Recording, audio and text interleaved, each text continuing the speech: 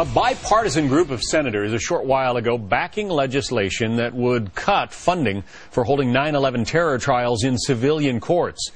This, as reports indicate, the Obama administration is reconsidering the decision to try the confessed mastermind and his 4 alleged accomplices in New York City. Senator Lindsey Graham, a sponsor of the bill cutting off the funding, didn't have to reach back far to illustrate his preference for trying the suspects before a military commission. Just look at what happened with the Christmas Day bomber. An opportunity lost. Someone fresh off the battlefield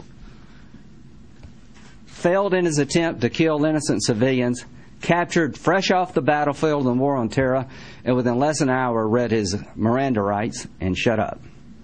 How much intelligence did we lose?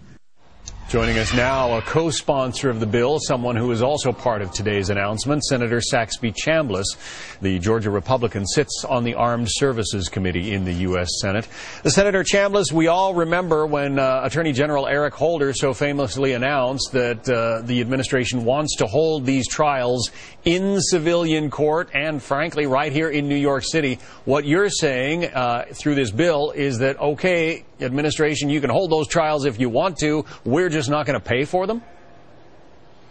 Well, it's going to be more than that. This is a way, obviously, to get at a way to cut off the funding, which will, in effect, not allow them to try these individuals inside the United States. Now, when the Attorney General made that announcement, John, those of us who've been involved in the intelligence community and the armed services community knew then that this was a terrible decision. And it turns out that it was a decision that was not very well thought through.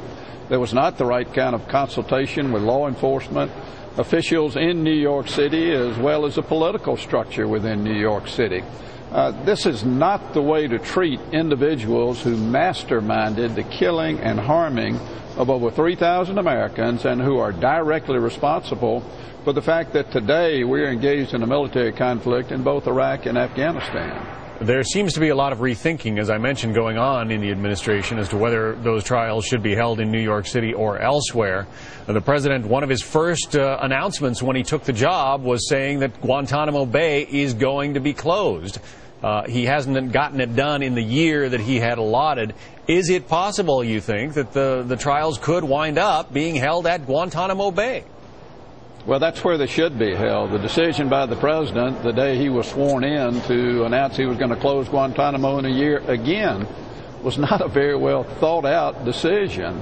There was no plan in place. There still is no plan in place as to what you're going to do with those individuals who are housed at Guantanamo.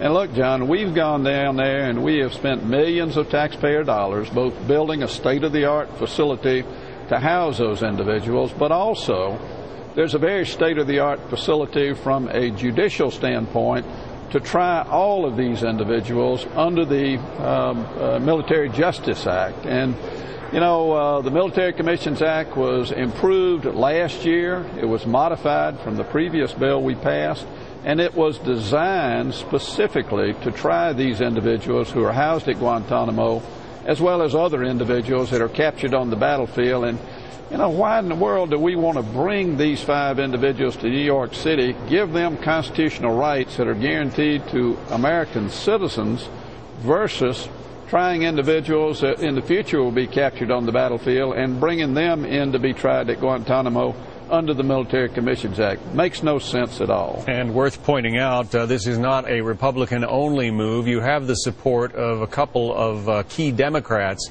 Jim Webb of Virginia and Blanche Lincoln of Arkansas. Senator Saxby Chambliss of Georgia, thank you. Thanks, John. Senator Lincoln, whom I just mentioned, is one of the more conservative